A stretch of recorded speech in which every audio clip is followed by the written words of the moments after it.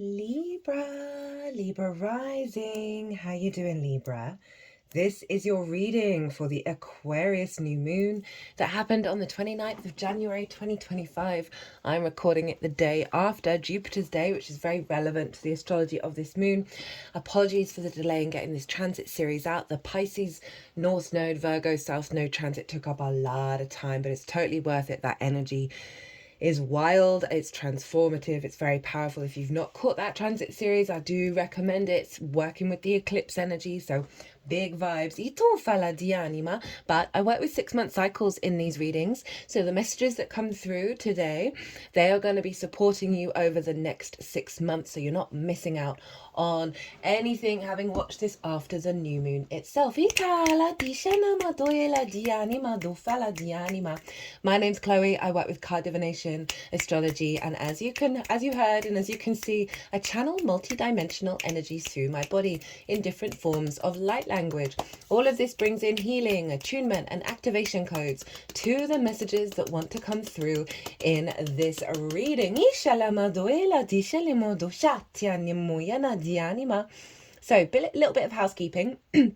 From yesterday to the Leo full moon, it's on the 12th of February, all private readings are 50% off. The code is Luna50. I've put the code in the description box that you can apply when booking through my website. If you want to pay by PayPal, email me directly and we'll sort it out. I'm doing this because it's the Chinese New Year, it's the Lunar New Year, so big energy coming through and I wanted to give back. Second bit of housekeeping that isn't linked into this transit, I have set up a new YouTube channel. It's called Quantum Vibe Tarot. It's shorter transmissions, not fixed in astrology, lots more channeling. I'm using lots more decks. I'm not really going into the detail that I do in these readings. In fact, we're just bringing in a transmission and therefore an activation frequency for that transmission. I'm on camera as well, which is wild. I'm going to be doing one for the Virgo South Node and another one for the Pisces North Node, of bringing in a frequency that allows us to access the most integrated and expansive intention of that transit. So keep an eye out for those. They're probably going to be up over the next week. So this Aquarius new moon, big vibes. Big vibes. This is happening in your 5th house of your creation energy. Oh, forgot to say, I read for the rising sign. So sorry. And so for those of you who don't have Libra in the 1st house, look to the house it does fall in. Look to the themes of that house, and you want to apply those themes along with all the other meaning you've got going on in the sign of Libra to the messages that come through in this reading. So it's as if that Libra energy, wherever it falls in your natal chart, has now energetically moved to the 1st house. So when I talk about the astrology for the rising sign, it will still link in. You've just got to add on your own natal chart meaning on top of it. For example, I have Libra in the 3rd house, so I'd apply the themes of the 3rd house. I've also got the asteroid Juno there, so to bring in that meaning as well to what comes through in this video. As always, take what resonates, leave what doesn't. So, big Aquarius new moon, the first one with Pluto firmly. Oh, okay, that came out quick. Firmly in Aquarius, whereas before any lunation we had with Pluto here, it went back into Capricorn. So this is a big energy. It's also the new lunar year. And this is, as I said, in your 5th house of your creation energy, the house of joy. And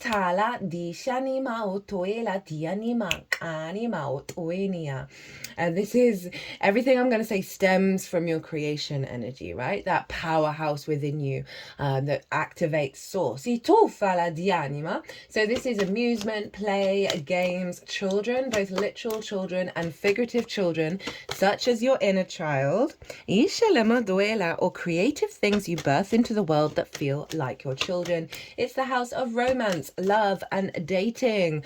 And so you've got a big new moon here. Itala dishanimo doela dianima.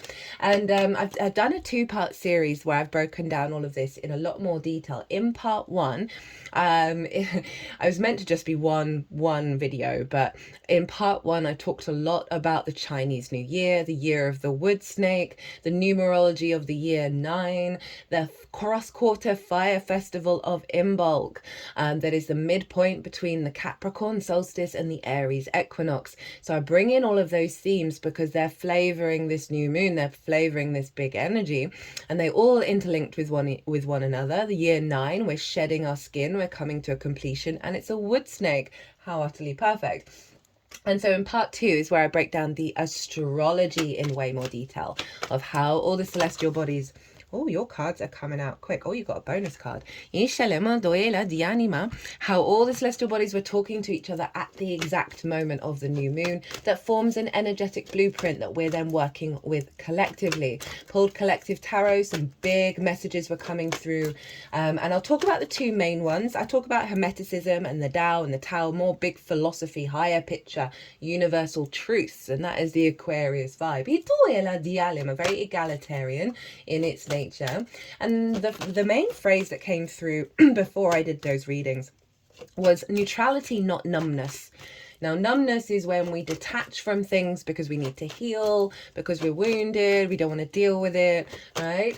But neutrality is this energy that we're here to cultivate with any given situation. And it's not necessarily going to be all of you, but a part of you that the good, the bad, the beautiful, and the ugly, you are neutral to it. And the more that we are it doesn't mean you don't have emotions. It doesn't mean that you don't have preferences. But when you come from a place of neutrality, you're then out of conflict. You're not pushing where there's resistance. You're in a flow state. And that's where Source can come in and bring in lots of miracles and unconditional love, because we're no longer in the state of regret or, ill conflict with what's going on in our environment, right?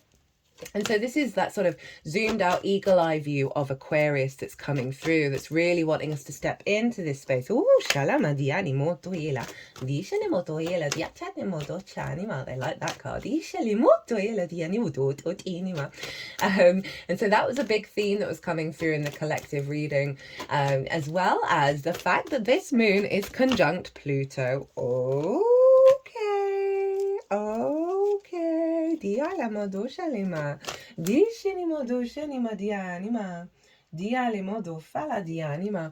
Pluto and Mercury are conjunct this new moon, and so a big transmission came through in the collective reading that Pluto is unearthing a deep universal truth that has always been within you but has been blocked by conditioning, and it's bringing it to the surface via the messenger of the gods, via Mercury. And so Pluto is inherently about neutrality. I talk about this a lot in the last Pluto transit that I did, that it's about the cycle of life, death, and rebirth, and that's always going on. We can't really avoid. Oh no, that's too many cards. Usually, we can't really avoid it, but the thing is, we really struggle with it. We struggle with change. We struggle with transitions. We struggle with all of that stuff, and we want to try and control everything. And so that's why Pluto often brings up big control issues, power dynamics, right? Distorted power dynamics, possession, obsession, control, all of that stuff. In order for us to get neutral, right? It's like showing us the exact opposite of what we need to be embodying. And it's very transformative. It's going to be in this sign and this house for quite some time, 19 years. It's linked into the ancestors, so the wounds there and the wisdom that we can find there. And it's unearthing your root-id power, your magnetism when it comes to your creation energy, right? But it's getting it in alignment with a higher universal frequency, right? So you're able to then work with this for your greater good. So Mercury is passing on this frequency, which is what's here, right? The oracle cards that I've pulled that we're going to read first. This is the universal truth that's being activated with this new moon that you're then going to be working with over the next 6 months. And that message that Mercury's bringing up is infusing into that moon who was her darkest, her most receptive. And this is why we plant seeds at the time of the new moon. So you can plant intentions around elevating your creation energy, right? Say you spend a lot of time on games on your phone, and what you really want to be doing is something Just clock the bottom of the deck. What you really would rather be doing is, say, doing something that stimulates you in a way that isn't addictive, right? The inner child is there. We have a lot of addiction with the inner child from the wounds of our early years, right? Where it'll prioritize play and fun in ways that isn't really very healthy. And we're all addicted because we've all got phones, right? With that dopamine, bam, bam, bam, bam, bam, bam, bam. So elevating your relationship when it comes to love, right? And how you connect to that. When it comes to pleasure, now we can direct it down towards the mating ritual because we are inherently programmed to procreate. But we want to find pleasure in all the areas. We want to have stimulation in our creation energy, find more joy in everything. If you want to start a creative project, this is a great time to do that. So big, lovely, fresh new energy coming in for you, my loves. And this moon is trine Jupiter over in the sign of Gemini. And Gemini for you, a fellow air sign, so this is really supportive energy for you, Libra, is up in your 9th house of your perspectives, right? How you map yourself out in the world and interact with things, your morals, your ethics, your philosophies, your connection to book, religion, source, nature, science, whatever matrix it is that you know is bigger than you, but you know you're a part of, and you're figuring out, well, how do I play my role in this? How do I want to shape it? Diana, it's about mastering of something, right? So you've been learning something and going through the early stages. The 9th house is where you then get more into a state of mastery over something. It's about teaching as well. We are here to share our perspectives, not change people's minds. That's entirely up to them. As well as going and living somewhere that is unfamiliar to you for a longish period of time, in order to broaden your perspectives. Now, sometimes it's often linked into foreign travel. Now, sometimes if you haven't really left your hometown for a while, wherever you live, that 9th house transit can be you just going, to the next county or, the other side of the country. It doesn't necessarily have to mean really far away. It's far in by comparison to what you normally do. So Jupiter's there. Jupiter's been there for a while. I love a Jupiter in the 9th house transit. Cannot tell you how much I enjoyed the Jupiter and Gemini transit series. That's still really relevant because Jupiter's not moving until July. When is it? So June, beginning of June. So we've still got a really good chunk of time, and Jupiter's going to go direct on the 4th of February, but it is imprinted with its retrograde for the next 6 months in the Aquarius area of your chart. And what I like about this is Jupiter retrograde means you question things, right? You're not just taking things on faith. You're going inward. You're questioning what things mean to you, what your perspectives mean to you. There's a real sense of bringing all that Jupiterian energy, which expands, it elevates, it brings faith, a bigger picture of abundance, opportunities, luck, generosity of spirit. All of that has just been pulled internally. Retrogrades for me are very yin, they're very internal. And so all of that has just been cultivating within you. Like, what is your perspective now? You've just gone through a massive transit with the South Node in your sign. And so now, who are you now? And how do you connect to the world? And so you're going through this really transformative energy. And this retrograde is imprinting into this new moon of, it's giving us the space when we come across situations to be able to question them and be like, is this part of my paradigm or is this the old perspective? So it's really allowing that shift and change. Fixed energy, which is Aquarius, can be very stubborn. I say that as someone whose most of my chart is fixed. But that mutable Gemini energy with Jupiter feeding into this new moon is allowing us to adapt and change. So say you've got some core wounds, core inner child wounds that can show up around your joy, your creativity, and how you connect with a lover.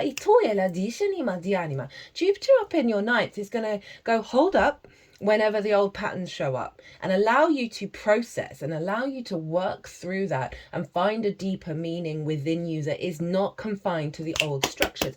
But it is going to go direct on the 4th. So from the 4th, you're going to see more of this outward expression of the wisdom you've been cultivating. And that's also going to be still imprinting into your 5th house of being able to really apply it, right? Rather than just the internal questioning in how you activate that. So very much about bringing those perspectives, this elevated perspective, into the way that you operate with your joy, with the inner child, with addiction, with love languages. It's been really fascinating. Since I've done, well, it happened during the Pisces Virgo transit as well, but especially in this one, that the channeling that I'm doing, right, what you just heard, sounds very mantra-like. And that's not normally how I channel. There you go. But it's implying that the daily practices that we have to implement this are going to be worth it and are going to transform our reality. I've been saying, and I'm going to do a proper 2-part series on this, the work we do this year, right, the soul work, the soul retrieval work we do this year is going to serve us so much. So if you kind of shy away from it, or you're like, oh, I've just done a load of soul work, I want to rest, I'm just telling you, right, obviously trust your intuition and do what feels right for you. But I just want to say the astrology for this year, next year, wild, completely bonkers. Haven't seen it in our lifetime. Haven't seen it in many lifetimes. And it is all recalibrating our reality to a higher grade consciousness. So the work that we do to kind of let go and transform and shift is going to serve you for your long-term legacy. This is the year to do it. It's a year 9 completion, starting a new cycle next year. For some of you, it may be coming up with your own mantra. I find I play around with mantras all the time, but they always go back to the I am, right? Because I find that the words are too limited and the I am just encapsulates everything. And this is very much tied into Neptune moving into Aries, which I'm going to do a video on. Of the true belief and knowing of the I am that is pure divinity. Right, so that's the Jupiter energy. Now, the only little other thing I want to talk about, because there is other astrology, and in fact, Lilith is over in your sign, Libra. So she's activating a ground air trine of your independence, of self, right? Not being confined by the limitations of the past. Anyway, Saturn traditionally rules Aquarius, which is what I work with, and Saturn's in Pisces. And so Saturn is influencing what's going on in this new moon. And Saturn is over in your 6th house of the adult in the room. Work, how you work, physical health, routines, co-workers, therefore collaboration, pets, and therefore acts of service. Saturn, and you regulars, you know, I've been talking about this for a long time. Those relationships in your life that aren't serving your long-term path, okay, they gotta go. They just gotta go. Because Saturn's wanting you to be the adult in the room. And the 6th house, the more you understand the way that you work, the more you can communicate that with others, right? The more you have healthier relationship dynamics. Now, that doesn't just have to be a lover. That can be any other field. It can be friends you're hanging out with, whatever it is. But Saturn's wanting you to be able to commit to taking care of yourself, to being the adult in the room. Health, routines, work, those are all things we can struggle with, right? So Saturn's going, right, this creative outlet, this new frequency, it's gotta not deplete you. It can't ruin you anymore. So you're getting a lot of support from Saturn, from the adult in the room, helping heal that inner child, right? Helping heal those response mechanisms that we know they feel good in the moment, but immediately after we're like, ugh, why did I do that? Regret, right? We're moving beyond that, right? There's a real mature energy coming through at the moment, right? That's really helping us understand there are certain things we need to do that will actually free up more time, give us more energy, give us more joy. We just got to do the work, right? Now, Jupiter traditionally rules Pisces, so we're then headed back up to the 9th house. And Jupiter's like, hey, I love Jupiter in the 9th. When Jupiter leaves in June, will end, because always when planets leave their signs, that's when we get the full integration. But you're still feeling it now, of just feeling good about where you're at and how you perceive the world. I had a Jupiter in transit series a couple of years ago, and it was... the resonance and the transformation since have just blown my mind. I'm here for Jupiter in the 9th. So Jupiter's making sure that your perspective, your higher wisdom from your soul is being brought to the surface. The 9th house can get a bashing because of everything that's going on in the world, right? We want to try and get back to the individual now moment when in the way that we perceive, rather than like everything that's going on in the world. Unless you've got the inspiration to go and do something about it, do the inner work, because that's going to serve the collective. So those perspectives from the ninth, right? The elevation of that is influencing you being the adult in the room. That's then meaning you're stepping up to the plate with elevating your creation energy. Gemini is ruled by Mercury. Where's Mercury? In the sign of Aquarius. So we've got this feedback loop between, okay, let's bring that creative energy into the perspectives, into the way that we work, and all the way around again, all the feedback looping. They're ruling the whole chart. And so this is Mercury, how we engage with information, how we perceive it, how we communicate it, how we process it, right? It is the flow of information. It is the details of it all. Saturn, integrity, responsibility, due diligence, commitment to your legacy, maturity. Jupiter, faith, knowing, ease, expansion, elevation. Big picture energy with Saturn and Jupiter. That Mercury is helping facilitate you perceive and work with that long-term goal frequency when it comes to your creation energy. Right, that's all I'm going to talk about. And we're going to move on to the cards. So we've got authority, which I'm here for. And then you've got two bonus cards, and they're wanting Krishna first, devotion, and Master Jesus, forgiveness. So first up is authority. Number 10, di cinema. Duela di anima. Dua. Dua. The frequency of authority reminds us that true authority is powerful, directed and realized, yet receptive, wise and loving. The word authority has mostly been used to describe the powers that rule, govern, lead, direct, control and protect. It has also been closely associated with the powers that dominate, suppress, enforce, demand and scare us. Authority is about power. Now this is very appropriate for that Pluto energy. True authority is generated by maturity, knowledge, wisdom, experience, and inner balance. Oh, hey, Libra. This kind of power comes from within, where it is deeply rooted in a solid connection with Source. Externally, this power expresses itself as presence, the ability to be completely in the moment, with full awareness of every aspect of oneself, all senses fully engaged, while being completely centered in the heart. Internally, this power steps back to witness, allowing us to perceive and discern without attachment. From all this, a new form of authority arises, one that leads, shares, directs, and conducts with benevolence, grace, compassion, wisdom, and integrity. The kind of authority inspires trust, creation, collaboration, and partnership.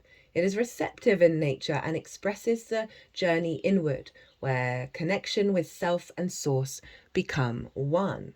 Green represents the energy that abundantly flows from the heart. Turquoise represents the higher heart chakra, sometimes referred to as the thymus chakra, the place where the heart and the throat energies merge into loving expression of truth. Gold and yellow represents abundance, truth, enlightenment, and self-realization. In numerology, 3 is considered a catalytic number. It stands for an energy that speeds up or creates a reaction between two unrelated things without necessarily changing itself. And there are many 6s in this image.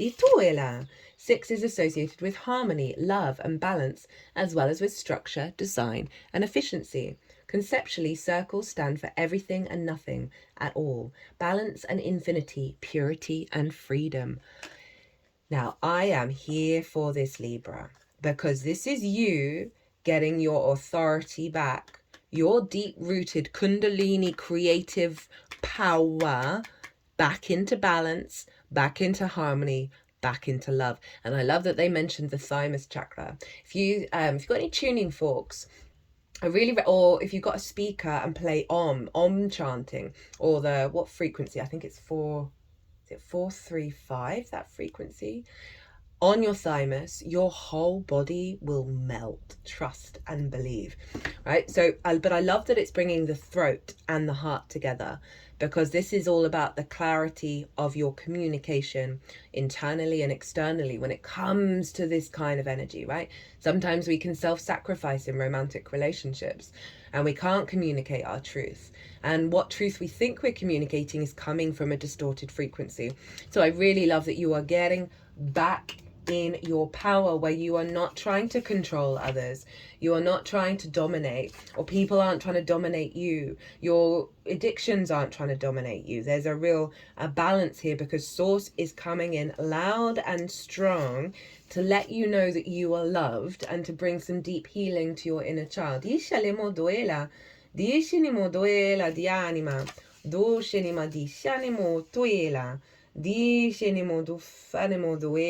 anima, and so beautiful, such a beautiful energy to come through with Pluto, which can bring up distorted power dynamics. So be mindful of that.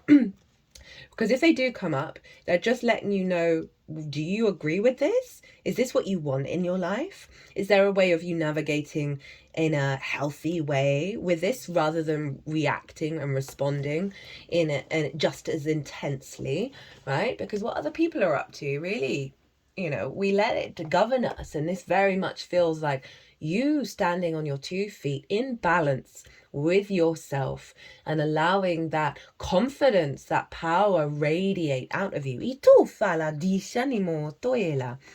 Master Jesus, forgiveness. You are on the path of light, love, and forgiveness. Father healing is possible at this time. So that could link into the father wounds that have governed that inner child. That there's some healing coming with that. That's really lovely. I'm really here for that. Itoela di anima, a man who needs no introduction. Through both the Gospels and the Gnostic Gospels, we have come to know Jesus as a great teacher, a loving guide, and generous soul who accepts us all. Although he is a focal point in Christianity, he will respond to anyone who reaches out to him.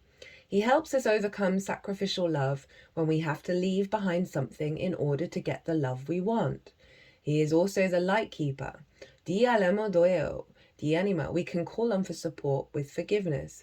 Di shanimo doela.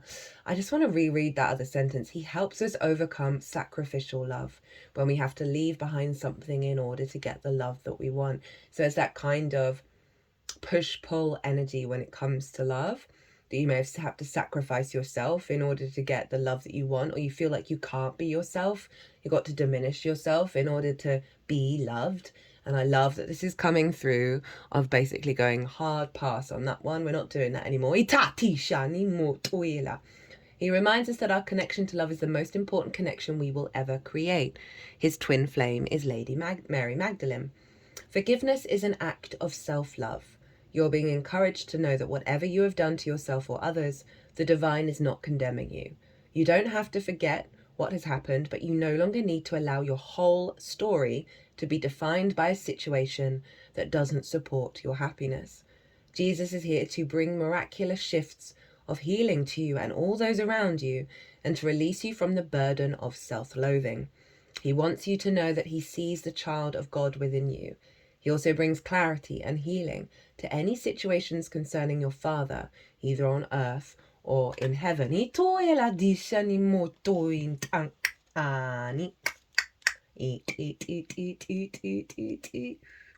Dianima dof. Ianima.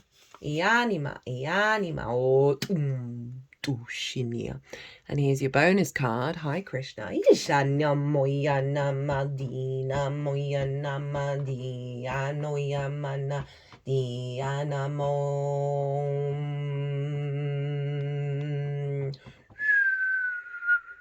I feel like that Krishna was helping clear out some blocks in the throat chakra so you can communicate with yourself and externally from a place of high vibrational love. Trust your spiritual guidance. Your commitment has been recognized. You are loved unconditionally. Krishna is a Hindu god who is known as the great avatar and embodies divine wisdom. One of India's best loved gods, he is an approachable, kind, loving and supportive guide. He is a peaceful being with a great love for all people and animals. He is often depicted with a calf or lamb, which is a symbol of innocence and a peacock feather on his head, which is said to honor the divine feminine. He was a spiritual guide of the warrior soul Arjuna, as related in the Hindu epic, the Bhagavad. No, I've been used to be able to say this. Bhagavad Gita, which really is a story of choosing love over fear and helps us move beyond the limitations and wars our ego creates in our mind and maybe even in the world around us. You have a deep spiritual connection and must trust the guidance that's coming through. Your devotion to the spiritual path has been recognized. It may feel as if you've been on a mental, emotional battlefield, but there are sweet messages of hope around you now. Krishna is here to boost your sense of connection to the divine and encourage you to act from your soul. If a decision needs to be made, ask yourself, what will honor your soul and those around you? If you can choose the best for all involved, then you will feel even closer to the divine. It's making me think of certain relationships where you're repeating the love languages you learned from your parents, right? And not in a good way, right?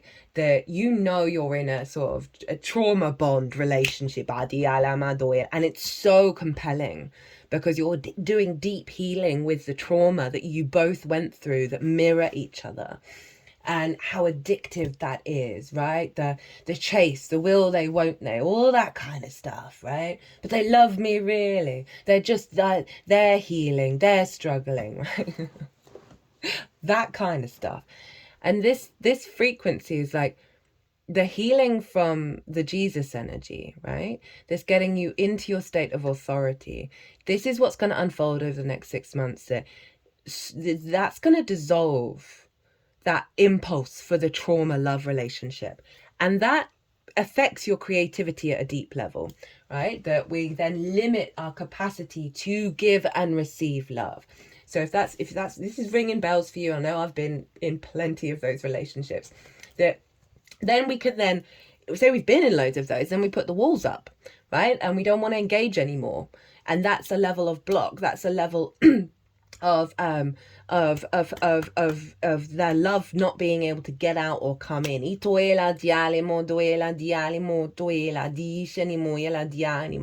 I really love the big, what else did Krishna say? There was something else in that was ringing a bell.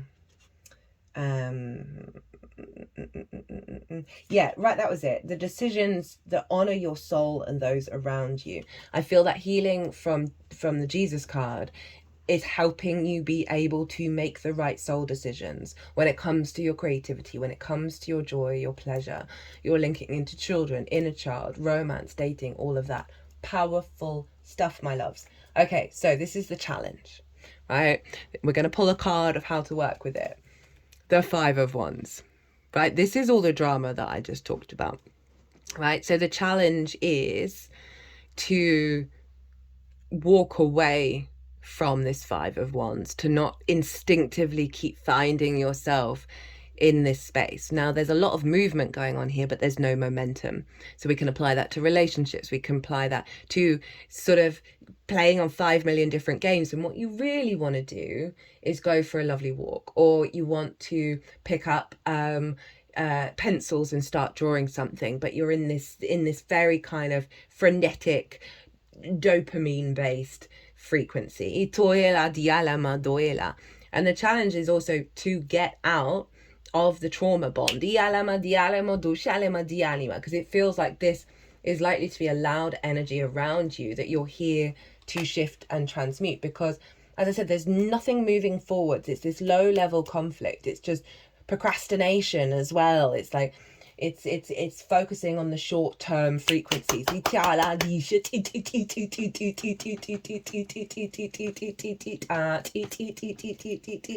Okay, they wanted 2 cards to clarify because we got the 5 of Pentacles as well.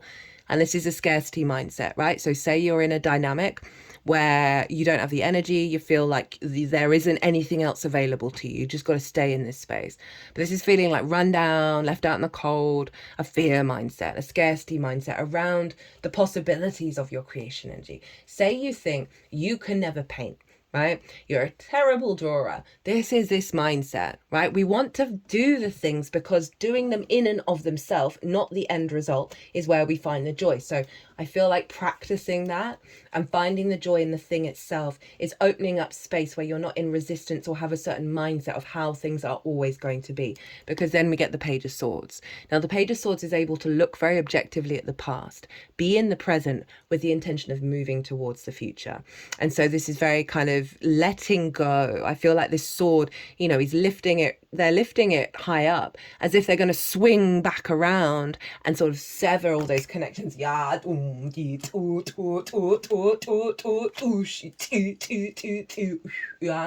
doing a lot of work on the back of my back, which I often feel is the past or ancestral stuff. Okay,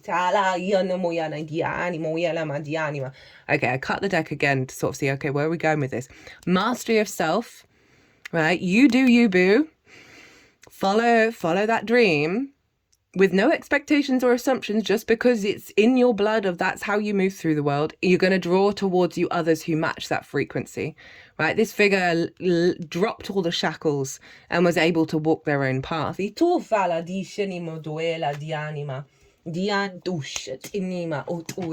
let's see how to work with this frequency.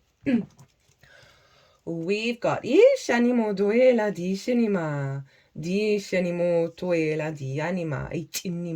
got the 9 of Pentacles, the 4 of Wands. Okay, they're wanting that there. The lovers, and the 4 of Wands. So the 9 of Pentacles, this figure has the confidence and the capacity to do what they need to do that serves their holistic life. Happy work, happy home, happy lovers, happy friends, happy life, right? But they're able to have boundaries. They know when to say no. And their focus really is this going to serve my long-term holistic life goals? And they're very capable of going, no, thank you, and going back to bring this into manifestation. So I really want you to focus on what would, even if it feels like a dream, what would be the ideal, right? The true ideal. And it's not necessarily the details, it's like the root energy. How do you want to feel when you're tapping into your creative energy? How do you want to feel when you are working with your inner child? How do you want to feel when it comes to being with a lover? Do you want to bring more creativity into work? Do you want to bring a sense of deep love and resonance and support in your love relationships? If you're in certain dynamics, right, can you bring them into them? Or are they dynamics that you are going to let go of and you're going to say, no, I'm not going to, I say it's a job, right? You can't quit your job. But you're like, I'm not going to drain my lifeblood because of this job, and I'm going to create more time for creativity. And this is like the daily practices of doing that. And then you'll see your reality shift and change to this intention. You know, the authority of this figure, she's very independent, right? She knows what's good for her and she takes action on that. And that is such a powerful card to come through. And then we have the Lovers. Now, this is a Gemini card, and obviously we can relate it to the 5th house energy, but overall this is about making the right decision at the big moments in your life. It's the integration of the feminine, masculine, and spirit together, so you can make good decisions when you need to, right? That serve your longer term goals. It's about falling in love with yourself again, with your creativity again. This can be an upgrade in relationship dynamics, but this is an energy you're working with of applying your higher perspectives in the way that you create, in the way that you find pleasure, in the way that you find joy, right? And doing integration, internal work of the self, of rebalancing the self and figuring out, okay, well, what is it that I truly need? What's the long-term energy I want to cultivate? And then make those decisions. And sometimes you might have to be really firm when there's an addiction energy that's showing up, right? Whether it's a compulsion in a relationship, you know, spending 5 hours on your phone, those kind of things, where Saturn in your 6th of work and being the adult in the room, you've got a lot of support influencing how you operate. And it's really saying that the more that you do this integration of what do you desire, what does your creation, maybe do a meditation on your creation energy, see what it wants to tell you, maybe have loads of decks out and pull lots of different cards to get an understanding of that. Or if you want to book a personal reading, they're 50% off, we can deep dive into that. And then we've got the 4 of Wands. This is about the harvest come in. But to get to the harvest, we've got to do the work, right? So this is the acknowledgement that if you do the work, the bounty will come in, the harvest will come in. This is a milestone card. This is a celebration card. So one, it's about doing the work and trusting that the abundance is going to come in, that you're going to feel really good of what you've achieved, as well as I want you to celebrate all the little times you redirected your energy away from sort of all the sort of, not necessarily negative, but the understandable trauma responses that we have with the fifth house in various ways. And I want you to celebrate every time you redirect that energy. I want you to celebrate the little things that you can tell, okay, no, I feel like something's shifting, or I feel, oh, I've done this today. I want you to celebrate it. I want you to really get in your joy and honor the authority you are cultivating within yourself. You will find the more that you do this work, as I said, I think I said this at the beginning, the more energy you have, and the more space you have for joy, love, creativity. I say that, I try and never say anything that I haven't experienced myself, right? And this is coming from someone who most of my life I was numb. Most of my life, my wounded inner child was running rampant and governing everything and burning me out, right? Addictions left, right, and center. Terrible love relationships. Doubt, couldn't draw. Can't really draw. Oh, it was very good at copying. I don't have a mind's eye, so that side of imagination wasn't readily available to me. And I'd feel shame, I'd feel guilt, I'd feel all of those things. It would stop me from trying. It would stop me from playing in its truest form without expectations or assumptions of how it's going to turn out. So trust me when I say the more that you put what's going on in this reading into practice, the more you will get in your power. And what's at the root? What is at the root, my loves? Hi, Venus. Hi, your ruler. We've got the Empress. Venus's favorite house is the fifth house, right? This is fertility, feeling good in the 3D world, creativity, love, connection, harmony. What a card to get for the fifth house activation, Libra.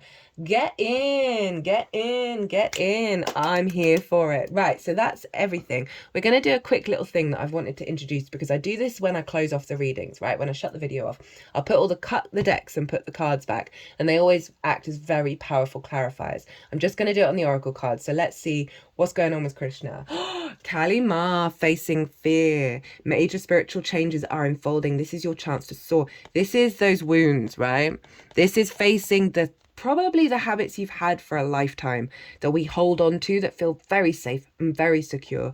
This is facing that fear of letting go of those things because they mold us, right? They become a very integral part of our sense of self.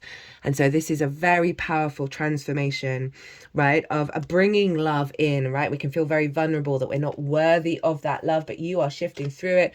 What does Master Jesus want to bring in? Mary Magdalene, his twin flame. Right, so we've got divine union coming in. Internally, this could represent an external union, but I want to focus more on you, because the more you do that, the more you cultivate your inner love, the more that will resonate in the external world. Teacher awakens. You have something important to share. Follow the inner call. Don't let anything stop you. Sharing your truest love. Sharing this power of authority of your creation energy and bringing it out into the world. Speaking of authority, what do we have? Conception. The frequency of conception invites us to bring our consciousness to our origin, the place where everything is in creation begins. It helps us to remember that infinite potential and possibilities of this space and what we can manifest through our own focused awareness and intention. It's getting you out of your way of the limiting beliefs that you think you can have, right? That scarcity complex of creativity, of love, of joy, of play, right? It's getting you back to source, back to the root.